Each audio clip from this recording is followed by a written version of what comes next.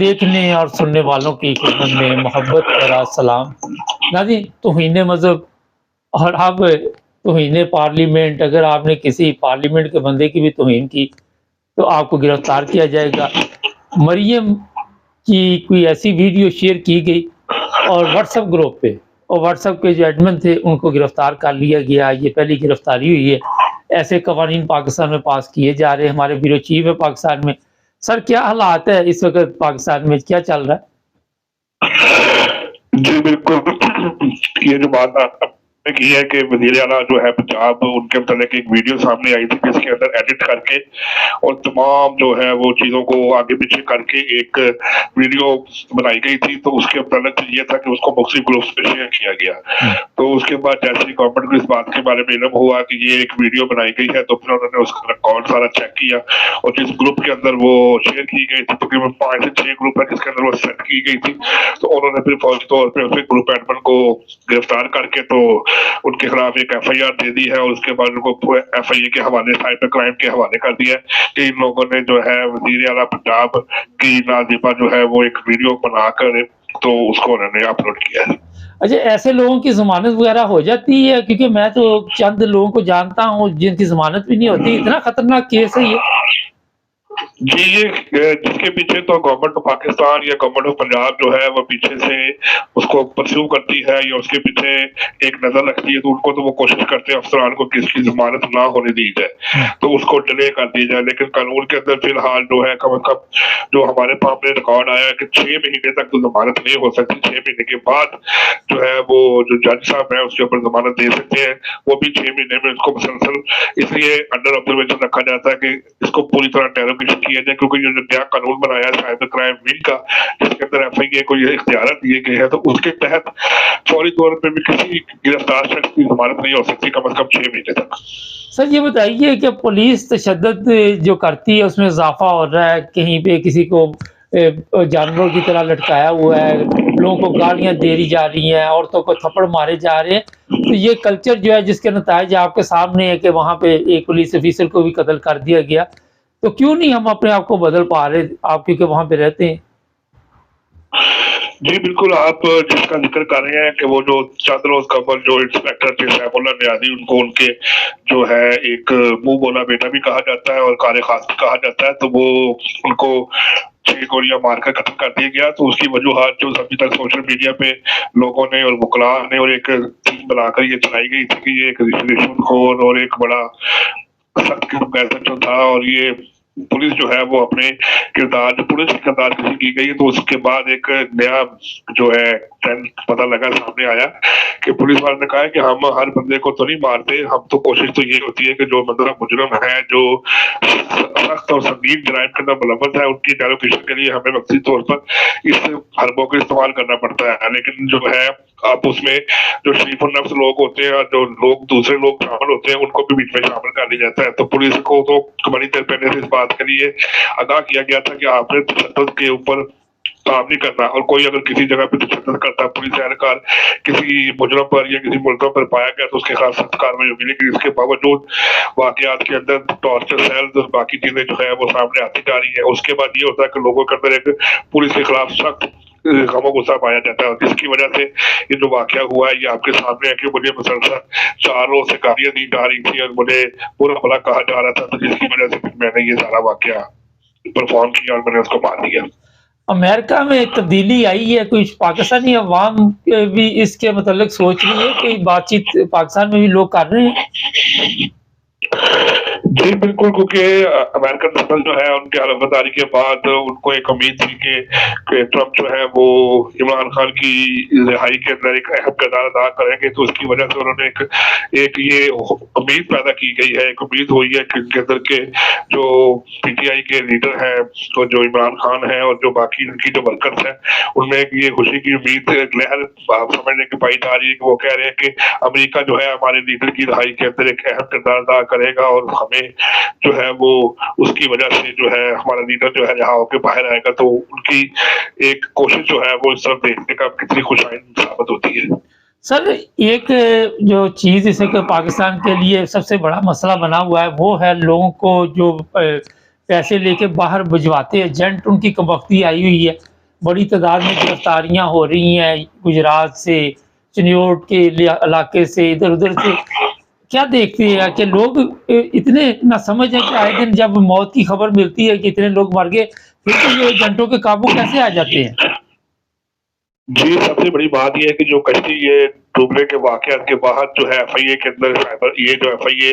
Immigration ہے ان کے لیے کافی تبدیلی پائی گئی تھی۔ پہلے وہ ان سے زیادہ کاروائیاں نہیں کرتے تھے، لیکن جیسے ہی ان کو یہ پتہ لگا کہ 2 واقعات ہو گئے ہیں کشتی کے اندر، وہاں بھی تقریباً ان کے جو لوگ یہاں سے گئے تھے وہ وہاں پر ڈوب کے مر گئے، تو اس کے بعد انہوں نے جتنے یہ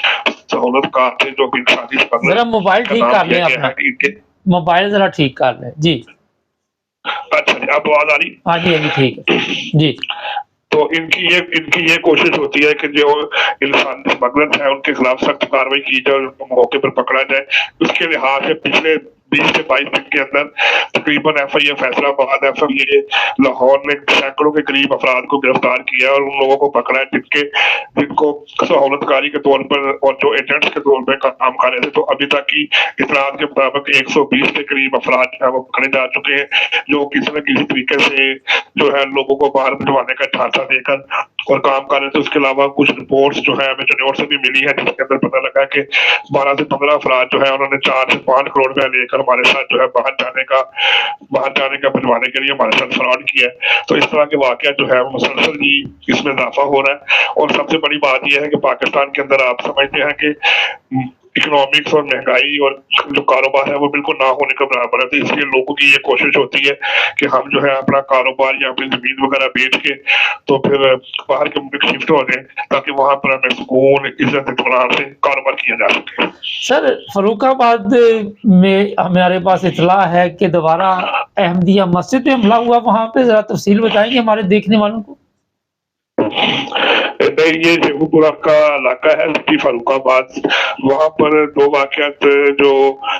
وہاں پر قادیانی جماعت ہے وہاں پر ان کے قبرستانوں کے کتبوں کو توڑ کر بے حرمتی کی گئی ہے۔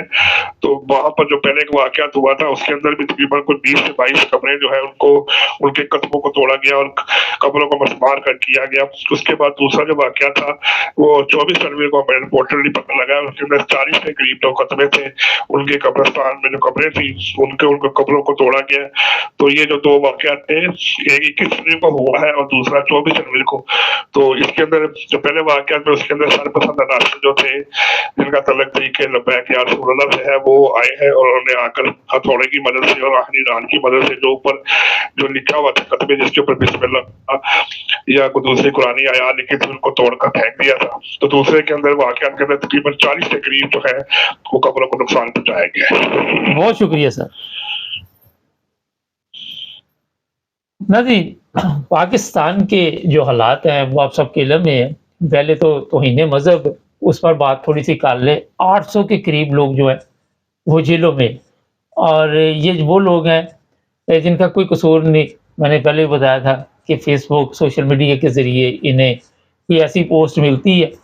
اور جو اطلاع ہمارے پاس ہے ایف آئی اے والے جو ہے وہ ان کے ساتھ ملے ہوئے ہیں، پولیس والے ملے ہوئے ہیں، ایک گروپ بنا ہوا ہے، اس گروپ کے ساتھ ملے ہوئے ہیں،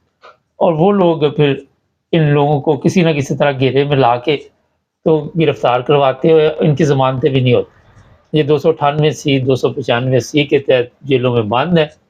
اور اس گروپ کا گورنمنٹ کو بھی پتہ ہے، مگر مصیبت یہ ہے کہ جب گورنمنٹ کے اپنے لوگ جو ہوتے ہیں وہ ان سب کے ساتھ مل کر پیسے، اصل میں مقصد یہ ہوتا ہے کہ پہلے ان کو بلیک میل کیا جاتا ہے،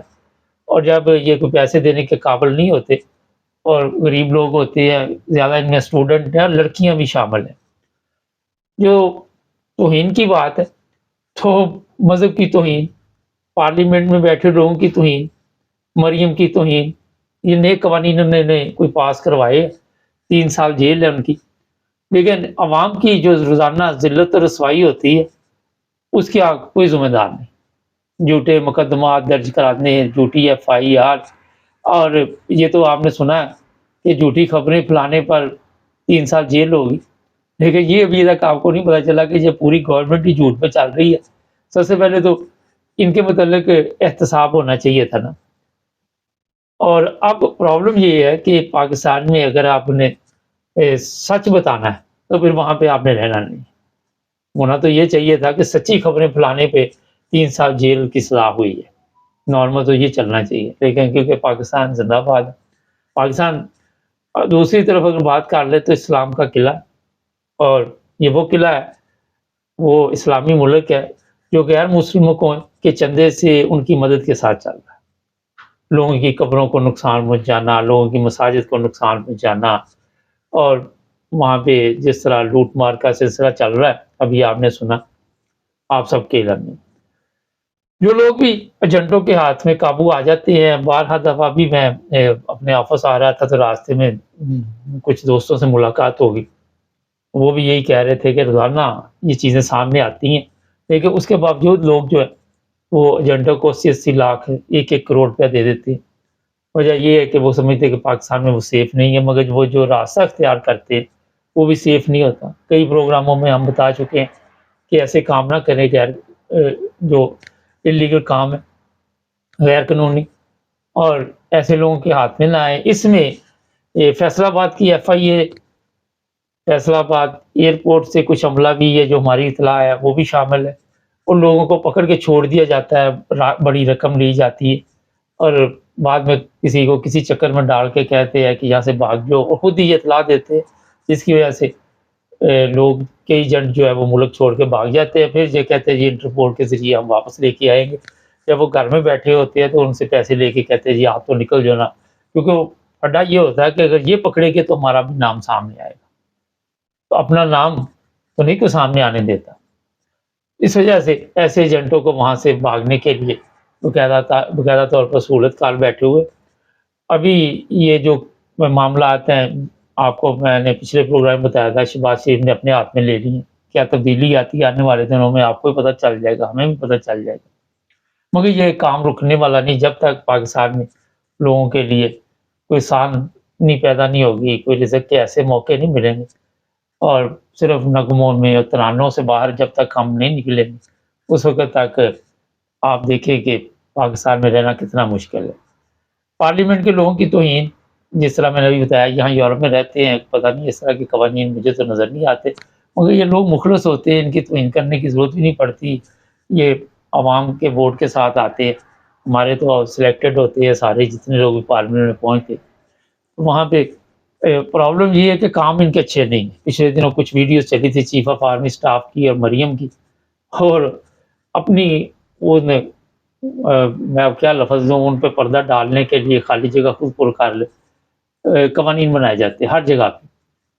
آنے والے دنوں میں کتنے لوگوں کو گرفتار کیا جائے، کوئی مذہبی طور پہ گرفتار ہو جائے گا، کوئی پارلیمنٹ کی توہین، کوئی فوجیوں کی توہین، کوئی ججوں کی توہین، ملک کو ایک جیل بنا دیا جس میں سانس لینا بڑا مشکل ہے، پھر لوگ بیچارے کیا کریں۔ جو وہاں پہ پاکستان میں دوسرے لوگ رہتے ہیں جن میں کرسچن ہیں، احمدی ہیں، میرے خیال میں تو یہ قوانین ہی نامناسب ہیں، کیونکہ کسی بھی ملک میں ایسے قوانین موجود نہیں کہ آپ جناب آئین کے تحت یہ کرے وہ کرے۔ تمام پاکستانیوں کے جو بنیادی حقوق ہے وہ جب تک برابر نہیں ہوگے ملک کی حالت نہیں بدل سکتی، آپ جتنا مرضی رول لگا لیں، جو مرضی کر لیں۔ ابھی تک کے لیے یہی جناب، اور تھوڑی دیر بعد اور بھی پروگرام آپ دیکھیں گے، چینل کو سبسکرائب کرنا مت بھولیں۔